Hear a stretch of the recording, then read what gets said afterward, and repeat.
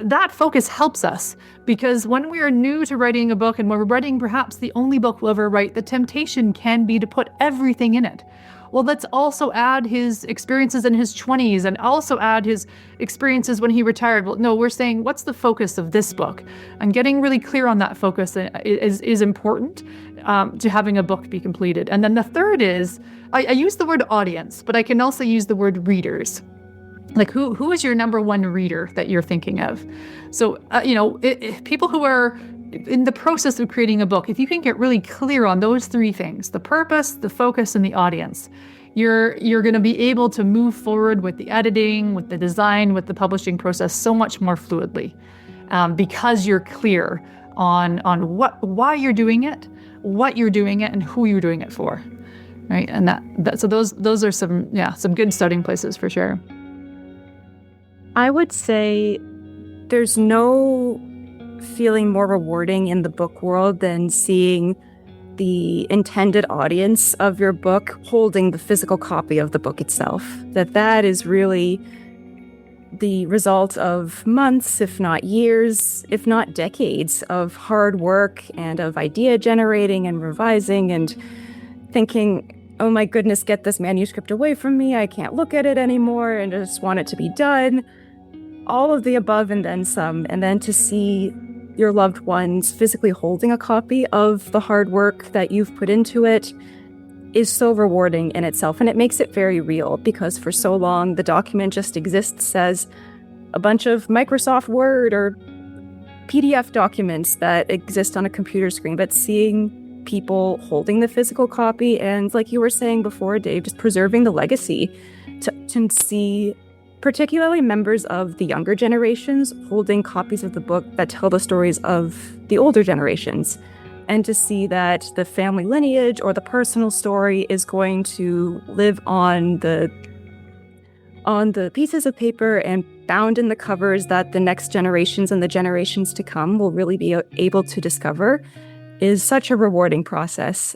Everybody, welcome back to Living the Next Chapter, podcast where we have not only great authors, which we have today, we also have people who help authors.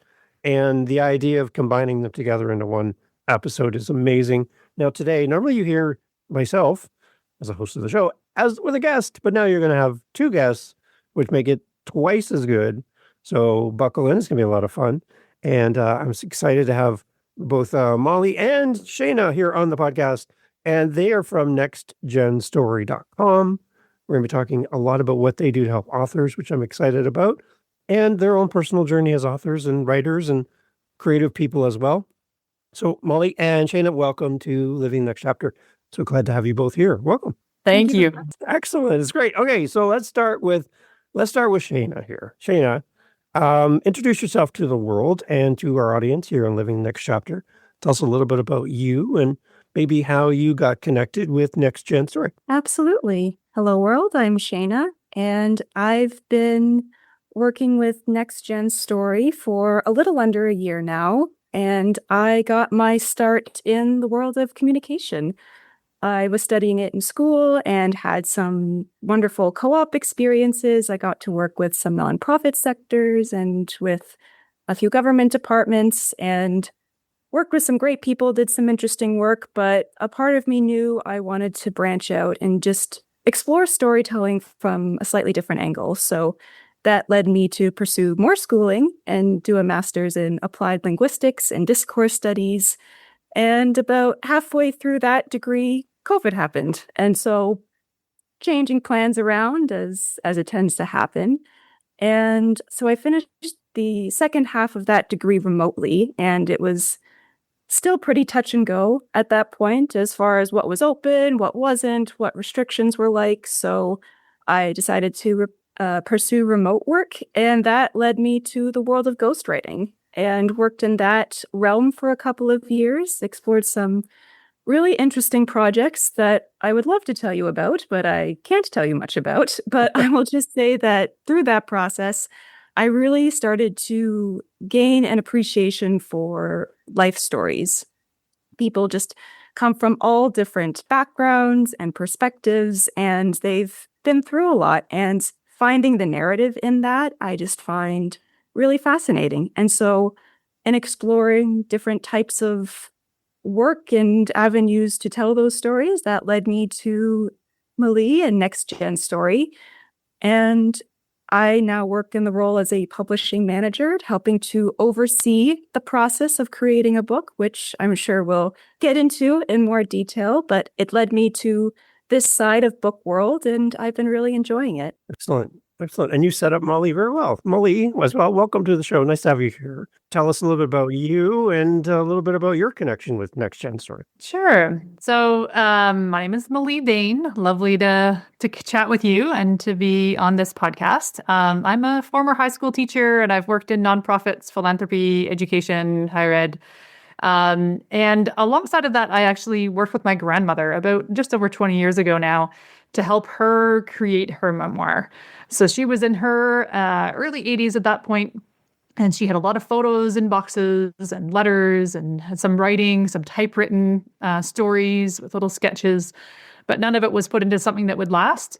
And so she was very aware that she wanted to share her stories, especially to share the stories of her husband and herself, to be passed on. So I helped her to edit that book. I brought a designer on, got it designed and laid out, and she was very proud to share that book with friends, relatives. She has a copy in a local library. It was a very meaningful project for her and for us. My daughter is named after her, but will never meet her. And when my daughter is old enough, she can read that grandmother's book, read her own words. And that's truly meaningful. That's a real legacy. So that story and that working with my grandmother is what inspired me about 5 years ago to start NextGen Story Custom Publishing. I've also written my own family history book. And that was my own family history going back 500 years in North America. And so I had done that research. I had helped my grandmother, and I said, I want to help other people to create life stories and family histories that they can pass on to their families. So this is how I began doing it.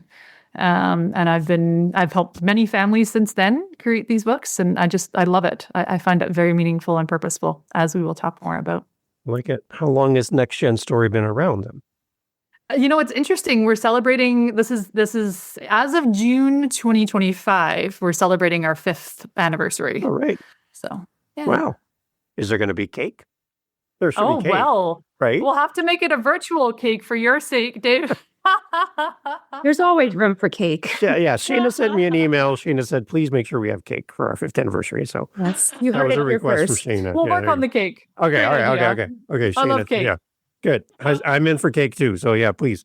That's amazing. So how many authors are you working with at any given point with NextGen Story? That's a good question. Usually between 10 and 20 authors at a time, I would say, at various stages in the process. We have people who start a book, work on it for a bit, pause for a while for various life reasons, come back to that. And the book itself may take anywhere between the shortest is usually 4 or 5 months. And some books have taken several years to pull together for a variety of reasons, usually on the family end more than on our end. But, okay. Yeah. So, Molly, what is the difference between NextGen Story's approach to maybe just another general publisher out there who helps authors? What's unique and specific about what you do? Yeah, well, so our focus is really on life story and family history specifically. So Okay. I really believe in the purpose and meaning of these books, and I have collected a team who share that sort of passion and purpose and who have experience in creating these types of books. So our editors have background in family history and life story. That's the type of editing they're skilled at. They've done this before. They've been through that. And then Shayna and I, as the publishing managers, we work with people. We know the process. We know the choices well. Some of our books get published publicly, like to share, and so people can buy them. Others are shared with family privately, which is actually quite common and very meaningful when it comes to life story and family history. So we provide any service that is needed to help you document your family history or life story. Many other publishers will publish anything on any subject, which is, a different place. We're really focused in on that specific topic area. So, Shayna, a lot of authors I talk to, they're kind of funneled into this world of becoming an Amazon bestseller and blah, blah, blah, and all this process of getting ratings and reviews for their books and be on the top of the charts. This seems like a completely different approach for people who want to write a private book for a group of family members, and they're not looking at all of that other stuff that you might get with some other publisher. For someone who does ghostwriting and you help people by giving their story a voice as an author, what kind of lights you up about the process of helping people tell their legacy, even to a private audience of just their family? Absolutely. I love this question because it really explores the depth and how personally meaningful it is to work with these clients. As Melise said, the fact that we specialize in life story and family history books really allows us to get to know our clients very personally. And what honestly really lights me up is to see how it lights them up, because there are situations where we've met clients early on in the process and there are a lot of question marks in their head of trying to figure out, is this even a story in the first place? I think, my life isn't really that interesting, but also X, Y, and Z has happened to me, and I, am carrying on with life as I go. And we're just sitting back thinking, are you kidding? Like, this Wow. is a couple of books in one. If anything, this isn't just one book. But the further along we get in the process, I think the more real it becomes for the client as well. And the more that they engage with us, the more ideas they get. And I've seen this both in this work and in the ghostwriting work that I've done. They start to get new ideas and they think, hey, what if we add this instead? Oh, also, I have this photo. Do you think this would be appropriate? And to really see them come alive in the process is really rewarding in the work that I've done and the work that we do, because it makes it a lot of fun to really see them be so engaged and so involved in their own life story, and to really see the tangible fruits of the kind of work that they've been able to do has been really exciting to be a part of. Molly, you said you did a research 500 years. My gosh, to go back in time that far.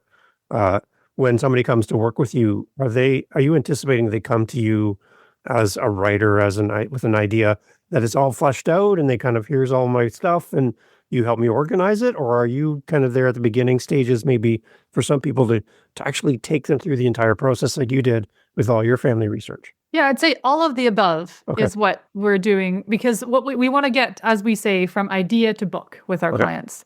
So some folks come to us with a draft, and they come to us and say, here's my draft. It's still rough. Every first draft is a rough draft. But and then we talk about it. We get some editing services, design, publishing. Some folks start there. Other folks start with, I know I have a seed of an idea. I haven't written a single word. I have a lot of research to do. I want to begin. So we actually have a set of group programs called Connect and Grow, where we have small groups that work together over time to support each other in the process of creating a life story or family history book. Because part of it is keeping motivated and keeping focused and providing insight along the journey. My big goal often is to ensure that people are using their time well to get to a published book. I'm very motivated by getting to a finished book.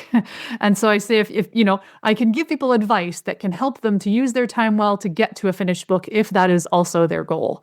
And I think I can save people dozens, if not hundreds of hours of wasted time from errors that I have, mistakes that I have made along the way, and that I've been alongside others who maybe you can go down rabbit holes, you can waste time formatting things in a program that won't be your final program. There's lots of ways you can get diverted in this process. We really want to support people to get the book done. One of the stats I like to share is that 81% of people in North America say they want to finish a book someday, but only 11% actually publish a book. Wow. And so it's that 70% gap that we're trying to work with and say, your book has meaning, it has purpose. What can we do to support you? What is your next step? How can we help you get to that next step? So that's what our job is at NextGen. Shayna, when you work with clients and you're helping people with their journey of writing and collecting all these stories into a book, is there a recent interaction with somebody that's come to you guys and you've worked with, and it brought you a lot of joy, or there's a story behind working with a certain client that you could share as an example? I mean, a part of me wants to say all of them, that there is a joy in seeing them all come forward. But I might need a second to think of a specific example, Sure. if I am being Yeah. honest. But Good. We can jump over to Molly. Do you have an example, Molly, of somebody you worked with recently that just in the process of helping them was really rewarding and you got to get their story out and kind of their response to you for being part of this? Yeah, I mean, I think similarly, there are many, Yeah. but I think I'll speak to two that are already out in the world, because the ones we're working on right now, we usually work with a handful intensively for a period of time, and then it takes them a while to finish up and get into the world. So two that came out last year that are already out there, so people could find them. One was Lost Within Waves with Elizabeth Johnson. And so this book is one of the books that I have cried the most reading of any of the books that I've published. And I often tear up when I read the books that we publish because they are emotional, they are personal, they are heartfelt. But this book really, I had to get a few handkerchiefs out to get through it. The context of it is the loss of a child at 9 months in utero, so almost being born. It makes me tear up just saying the context even. And the author is a counselor herself, and so she walks through. She shares very candidly, very vulnerably her grief journey, and the book is about the grief journey. And so it is hard to read, and it's also beautiful to read, and it's about healing, and it's about mindfulness, and it's about art, and so it's a really powerful book. I think anyone who is lucky enough to come across it is really moved by it, and we were so honored to be able to publish that one. That was such a beautiful process that she went through, and such a beautiful final product. So, yeah, maybe that's the one that comes to mind right now. Okay, For sure. that's good. Any thoughts in addition to that, Shayna, from your perspective for that book, maybe?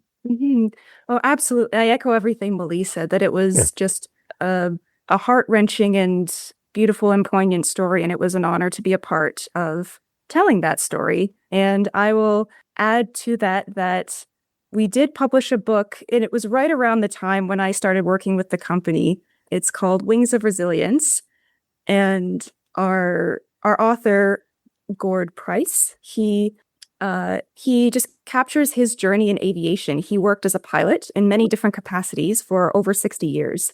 Fascinating material. And it was really wonderful to see that book come to life and to be able to be a part of the finishing touches, I'll say, of that stage, and to hear of the ways that Gord was promoting the book, and he was wanting to spread the word and creating accessible links and copies of the book to have available. And it was just such an interesting journey to see his life through various stages of the aviation world, and to learn from his experiences, and his story was really fascinating. For me, like for my wife, Jen, her dad was born in Holland, and he was about 10 years old during World War II in Holland. And before he passed away, we had many opportunities with him for him to retell his story as a child growing up in that situation, in that war. And you could see in the moments there was times where he wanted to share everything, but he didn't know how. As a child, they would have planes shot down in the family farm area, and they would hide American pilots under their beds to hide them from the Germans. And the Germans would come knocking on the door looking for the pilots. And my father-in-law would tell me as a child what it was like to have a British or an English airman hiding underneath his bed. And if they ever got caught as a family, right? So the fact that we could take his story, and the family member actually wrote out these stories for us, gave us legacy, which was something that's super important, right? And now that my father-in-law is gone, we still have the stories. So I'm really a big fan of legacy, and I love what you're doing for legacy. For somebody listening and they're thinking, I have all these stories, I'm not really an author per se, I've never done this before, I may only ever end up writing one book in my entire life, maybe the story of my family. Is there a starting point then, would you say, Molly, as far as someone listening, where they can start collecting these stories? Like, what do they really need to come to you with? We talked a little bit about the beginning, but what do we need to come with to you to give you a good starting point to work with us as a potential writer? Yeah, good question. And I think, any starting place is a good starting place. So some people literally come to us with an idea. I had one meeting a few years ago with someone who said, I've always had this idea about writing my family history. I haven't begun at all. And so for her, the starting place was connecting with an uncle who had some of the family stories and us working with the two of them. And then more concretely, I think no matter where people are in that kind of idea to maybe having written a bit, maybe having gathered some content, we have actually a handout on our website called 5 Questions to Start With. But the first 3, I really, first one is purpose. So what is your purpose in doing this? And a lot of that is about legacy, perhaps, but naming that purpose and saying, why is that purpose important to you? Why is it important to you now? So getting really clear on the purpose. Then the focus. And we try to write a focus statement that says, what is this book about? Your father-in-law's book is a great example. Yeah. It's about his childhood up to the age of 10 during World War II. That focus helps us because when we are new to writing a book and when we're writing perhaps the only book we'll ever write, the temptation can be to put everything in it. Right. Well, let's also add his experiences in his 20s and also add his experiences when he retired. Well, no, we're saying, what's the focus of this book? And getting really clear on that focus is important to having a book be completed. And then the third is, I use the word audience, but I can also use the word readers. Like who is your number one reader that you're thinking of? So, people who are in the process of creating a book, if you can get really clear on those 3 things, the purpose, the focus, and the audience, you're going to be able to move forward with the editing, with the design, with the publishing process so much more fluidly because you're clear on why you're doing it, what you're doing it, and who you're doing it for. Right. And so those are some good starting places for sure. Shayna, I know a lot of authors use writing prompts to keep them on task and keep them inspired to keep writing. Are there any other additional writing prompts that you would suggest to someone creating a story of their legacy beyond these 5 questions on the website? Yeah, I would say prompts are definitely helpful. And I think when it comes to writing, whether it's about legacy or any genre in particular, I think it's important to be simultaneously influenced by different source material as well as outputting and hopefully influencing other people by the things that you're putting out there. Even if it's not perfect, no first draft is perfect. But I think, and just even in thinking of it in terms of like a body of water, if there is sort of a fresh stream of water coming in and there's a fresh stream of water going out, then there's the opportunity for fresh life to really be growing in that reservoir, wherever that looks like. You're filtering out the bad stuff as it goes along, but there's always a new source of life coming into it, as opposed to something if you're continuously putting out different pieces of writing. I'm sure that can be helpful just to get in the process of writing and getting into that habit. But without any new information coming in, it can be easy to reach a dead end or to feel like you're stuck. And so to be a part of that process of taking new information from stories, wherever they come from, whatever is inspirational to the writer, I would say to lean into that and to really pursue that, because it will continue the process of staying inspired and motivated to continue writing at all. And over time, the draft will be refined, it'll be edited and designed, and it'll be perfected to the standard that we hope our clients will seek to have as a finished product when they're holding their physical book. But whatever will inspire them to continue the writing process, I would say to lean into that.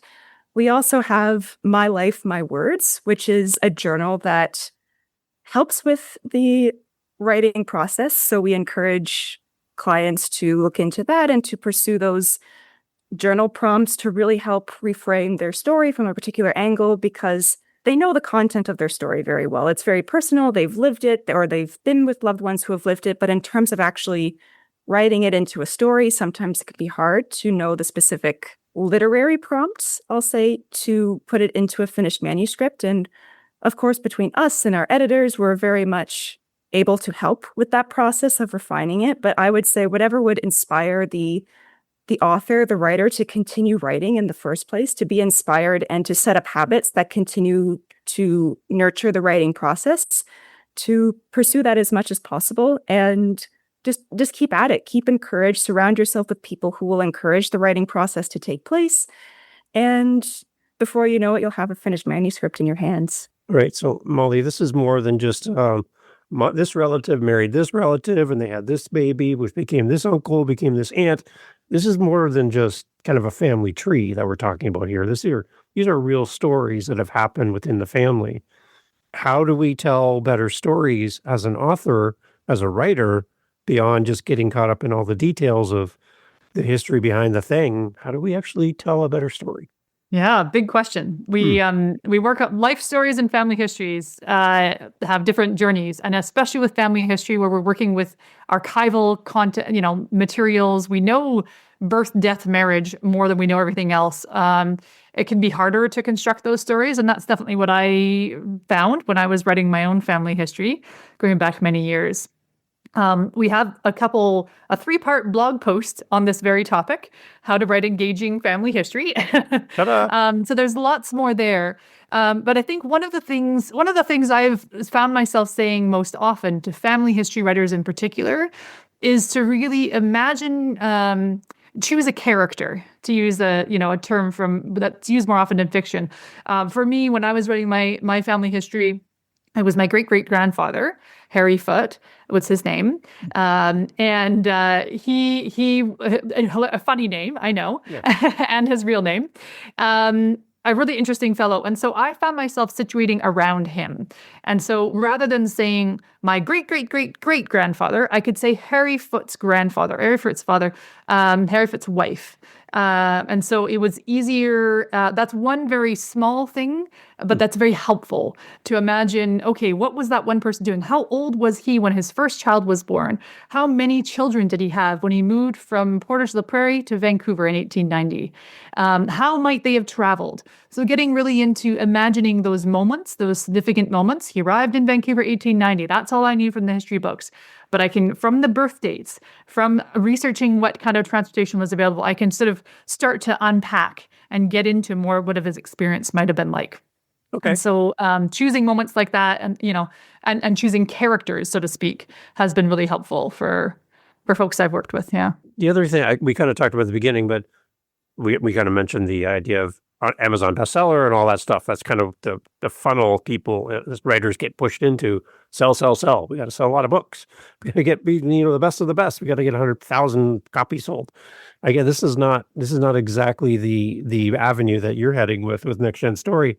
So Shayna, like how some authors are motivated by sales, and now we're talking to writers who are motivated by telling a story within their family, maybe only for the eyes of the family.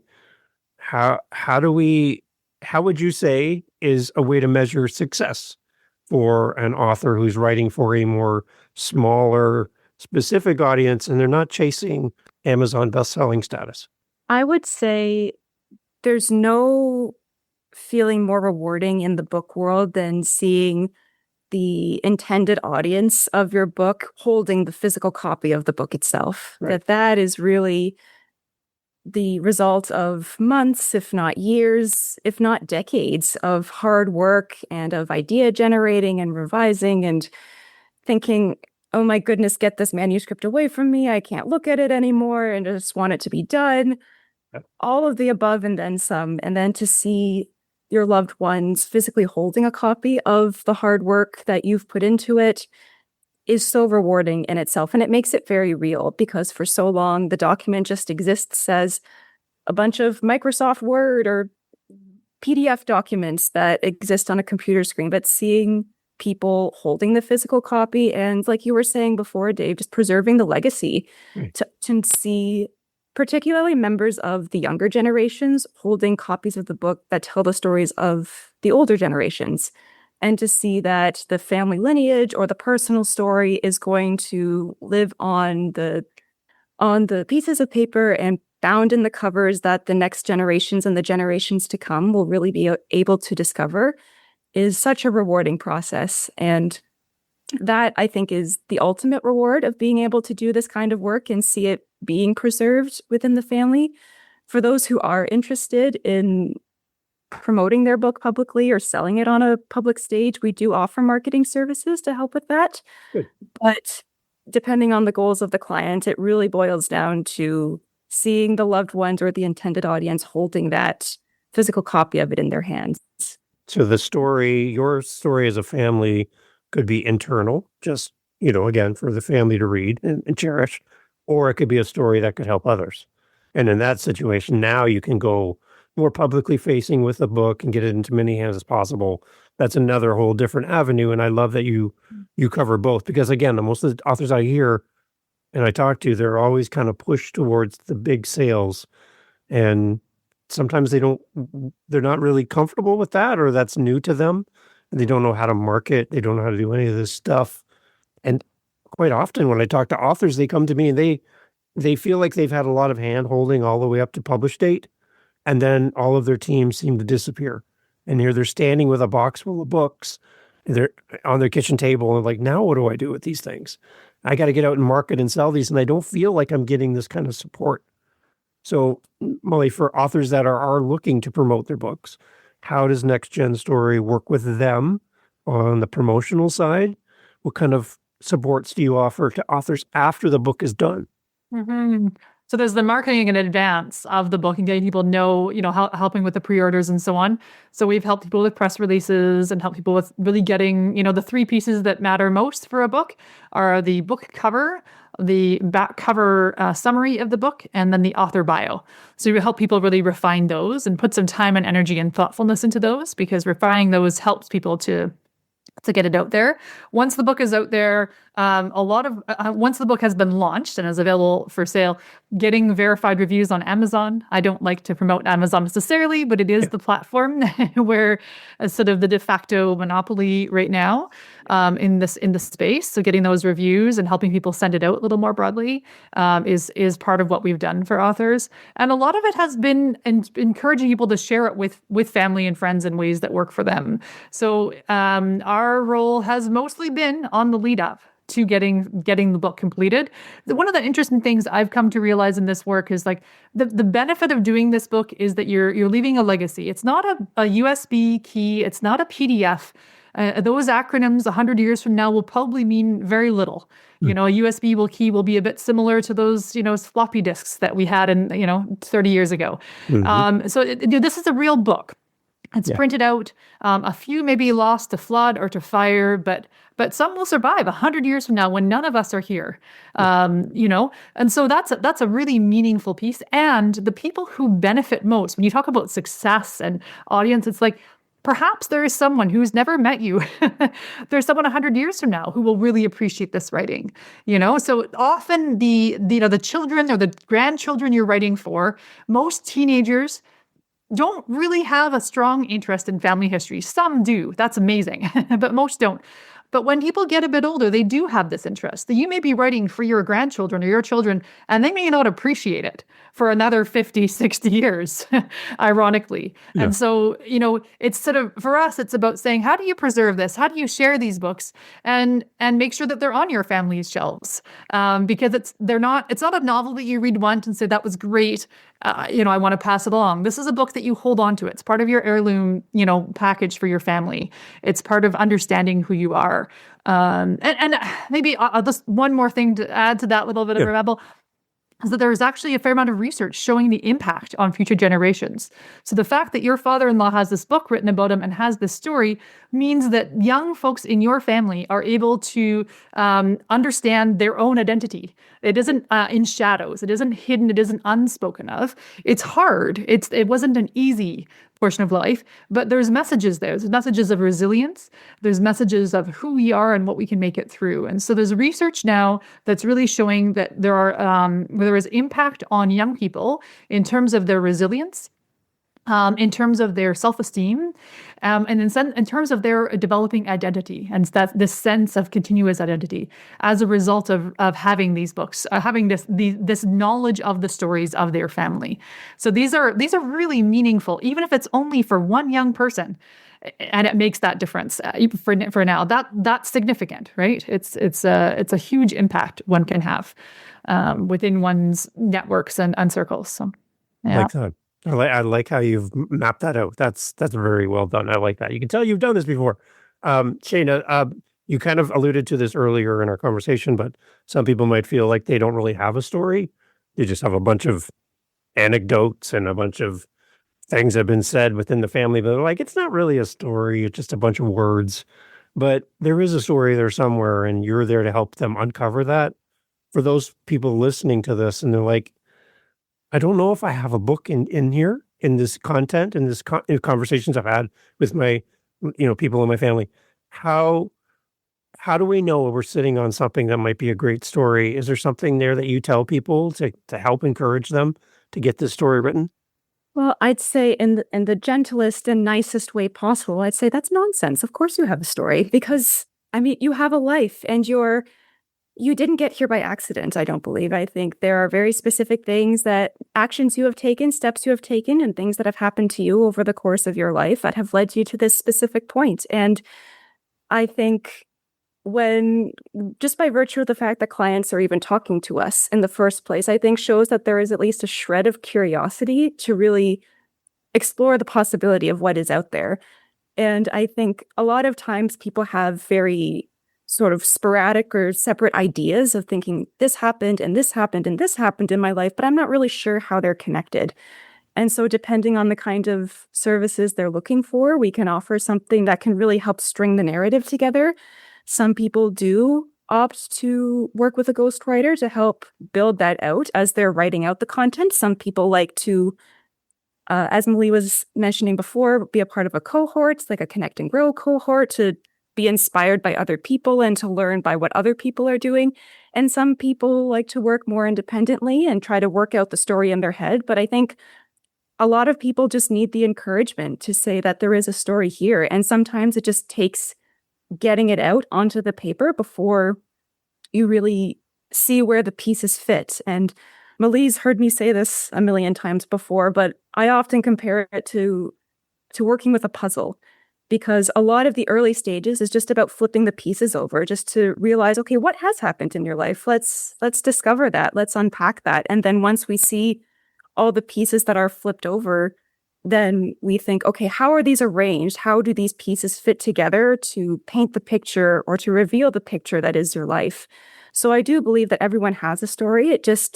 It might take some work to really unpack what that looks like, to have a bit of structure, to realize, okay, these are the kinds of ebbs and flows that come with telling a story. And depending on the types of support you need to best make that happen, we can work with you to reveal the puzzle or the picture that is your life story. Awesome. That's great, Shayna. Malie, for the people listening all the way through here, it's so great to have them here listening to this. This is great. For your business and how you and Shayna help people and your team, is there anything else that we haven't covered that's super important that we need to make sure that we cover off from a new person coming on board to work with you that we definitely need to make sure we mention here near the end? Yeah, I mean, I'm thinking of two specific things. One inspired by what Shayna just shared. So, as she's saying that, people have this self-deprecating nature sometimes. I'm not sure my grandmother was that way. Oh, that's not really a book. A book about me? I've not done much. She had raised 4 boys all across Canada. But I didn't have a big career. It was my husband, not me. So people have this self-deprecation. And so I think sometimes it's, getting over that is in part saying, yeah, every life does have stories worth sharing, for sure. Checking in with family and relatives. Do you have any questions? Do you have any interests? Often people will come to me and say, you won't believe it, but my children actually really want me to write this down. Why? And they're not so clear, but their audience is. And then I think one thing that I want to sort of name about this is that people have this mistaken idea, perhaps, that sharing their life story is about ego. And it's about self-aggrandizement, or it's about somehow, bragging. And so I don't want to brag about my life. Why would I do this? There's a quote that I quite like that I don't remember who said it. So I apologize to the person who said this. But, if you said, it says, imagine, think of the advice you would give to your younger self. This is your legacy. And we all would have advice to give to a younger version of ourselves. So writing about that is meaningful and it is generous. So rather than it being about ego, it's an act of service. And I think it's an act of service in a couple of ways. It's an act of service to yourself, actually, because you're actually taking the time to be reflective and thoughtful about the good times and about the hard times. Every single life has hard times and good times. This is human lives. So it's this act of service to yourself. It's about healing and it's about self-understanding.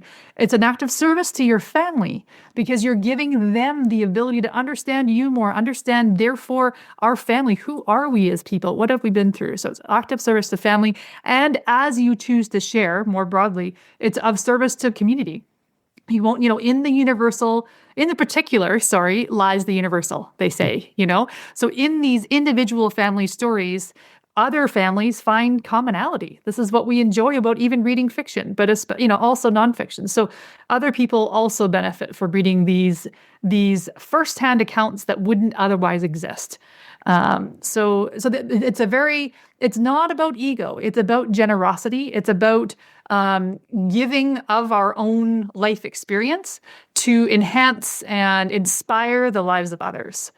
And I think that's what motivates us at NextGen to do this work. And I that's what motivates the folks that we work with, is that generosity. Shayna, your closing thoughts as we kind of wrap up here, all around legacy. What would you like to say to the audience? That you play a valuable role in continuing that legacy, that it is an honor to be a part of whatever legacy you want to continue, that it's a privilege to be able to continue the lines of some, and it's also a privilege to be able to set a new trend for those who might want to carry out a different kind of legacy from the one that was passed down to them. But I think we all have an active role to play in preserving the legacy or generating a new branch of that legacy that we want to create. But I would encourage people to say that we all have a role to play, and it is a gift to be able to play that specific role, and everyone around you benefits from playing that role. Molly, one thing too from you, I would love for your closing thoughts, but also please just mention the website and some of the resources as well as we're leaving, but your closing thoughts as well. Yeah, definitely. As I'd said, there was two things. One, the piece about generosity, but also the other thing that I've really realized is that people sometimes think they need to be polished authors at first draft. And especially as someone writing your own story or your family story, this is not the case. You do not need to, first of all, a first draft is always very rough. And second of all, you will have a team that comes around you to finish a book. You may start a book on your own, but the book will get finished. It will be complete, accessible, engaging, polished, because you have a team around you. So it's okay and it's important to bring that team alongside you. We are happy to be part of that team. So we are NextGen Story Custom Publishing, and that's www.nextgenstory.com, nextgenstory.com. And I think often the best way to connect with us, we do webinars once in a while, but just book a time to meet with us. We have a booking link on our website, and we're happy to meet with anybody to talk about your project and help speed you along your way, encourage you along your way, provide you with some resources that might help you, whether or not you work with us in future. But yeah, just that encouragement of this does happen with the help of others. These books, and they are very, very meaningful. They will last 100 years, and we hope that you contact us and keep working on your project. Excellent. Molly, Shayna, thank you so much for making time. You've given us so much of your time today. Very grateful for this, and I hope that many people listening who are thinking about creating legacy come to you and use you as their first choice, because I know they're going to be in great hands and get a lot of great support in writing their story and you helping them to live their legacy. I think it's a spectacular thing. I love your approach, and that you have different ways to work with people, and whether they want to do a private book for them family, or they want to go public and share their story with the world, you've got it all covered. So yeah, it's a great model, and it sounds like an amazing team to work with, and you both represent NextGen Story so well. So again, thank you both so much for being here. Thank you, Shayna. Thank you, Mila. Thank you so much, Dave. Yeah. Again, thank you so much for being here, and thank you to our guest for being part of Living the Next Chapter. Make sure you go like, follow, share this episode to support your fellow authors. And a reminder to always leave a review every time you buy a book from your favorite author. It means so much to them. It's your words back to the author on why this book means something to you. That's one responsibility that we have as readers, to support our authors by leaving great reviews. I know you've probably forgotten more than you've remembered to leave reviews. So my little ask of you here as we're exiting out of the episode, to go grab that stack of books behind you, put them on your desk, and go to the websites where you purchase these books and leave a review now. I know you bought the book years ago. Go leave a review today. Let the author know how much you love their book. Give really detailed information about why you love this book so much. Let's celebrate our authors by leaving a great review. And thank you for listening to Living the Next Chapter. Thank you for being here. See you next time.